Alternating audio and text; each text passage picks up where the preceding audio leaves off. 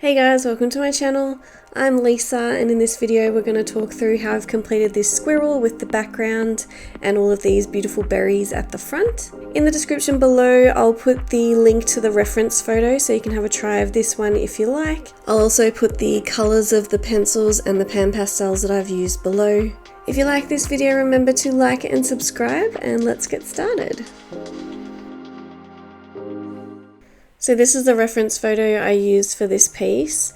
So the first thing I did was put down my outline, and then I used some washi tape just around the edges to put a border so that when I pull the tape up, it'll have a nice crisp edge for framing. I always start with the background if I'm doing a background, just because you can always put your colour pencils over the pan pastels. So I just went in with my bigger brush and started putting down all of the colours I could see. I knew I just wanted to do the top of the piece with the pan pastels and then use the polychromos pencils for the bottom section and the berries and things like that, because I'm not great with pan pastels at the moment. I prefer to get all of my smaller details with the colour pencils rather than the pan pastels. So what I did was just put in the general colours that I can see, all of the purples, pinks, oranges and yellows, and there's some green colours in there as well. And then I went in with whiter colours and started to lighten them up with like silvers and titanium white. When I was mostly happy with the background, I wanted to get started with the squirrel, and I thought I'll come back to the background later and see how I feel about it, and then fix anything up if I wanted to. So then what I did was just put some tracing paper over the pan pastel, go around the squirrel with a pencil, and then cut out the squirrel so that if I do lean on the pan pastel that's already been put down, it won't rub off or move onto any of the other pieces of the piece as well. So when it comes to animals like this, I always start with the eye. It's just a really good starting point, and it starts to give you a bit of personality of the animal, and it's good to build on from. Then I start to just pick sections of fur and sections of the face and the head to move on to. When doing texture like this and you're sort of picking smaller sections, you can get a little bit discouraged with the slowness and also how you don't feel like it's working out as you're doing it. So it is just important to continue going and keep putting in different sections, and then you can always come back and make things lighter and darker in different areas. So one of the key things to remember when doing texture like this is to put the fur in the direction that it's going on the animal. So make sure to study your reference photo.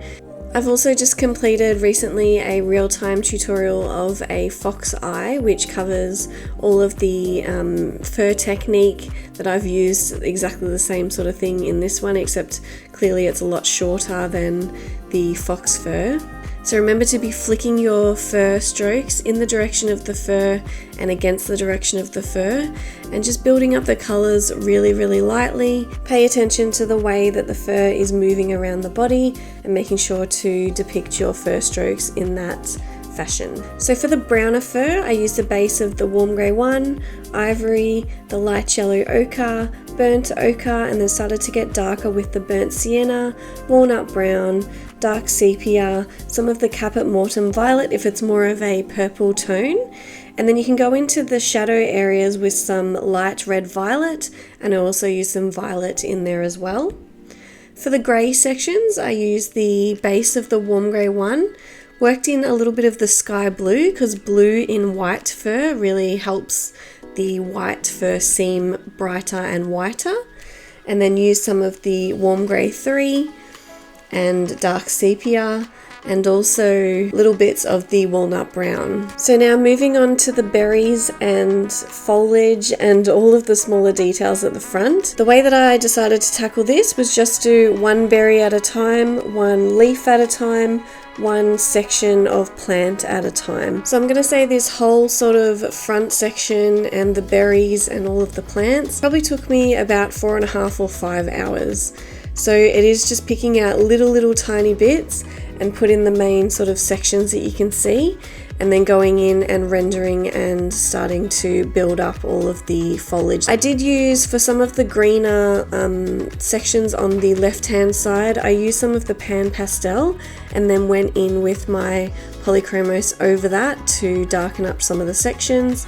But generally I did complete all of the berries and leaves and everything with the Polychromos pencils. It is very therapeutic. Just put on some YouTube, put on a Netflix, put on some music or a podcast, and then you just zone out and do each little section one at a time. Rushing this sort of thing, you're definitely going to tell that it is rushed, and all of these details do sort of matter, even though when you're looking at the piece you're going to be looking straight at the squirrel and you don't want your eye to go to sort of all of the foliage, but then you know, it is sort of all of those small intricate details that you do want to notice in the piece as well. One tool I did also use is the Artist Pitt pen.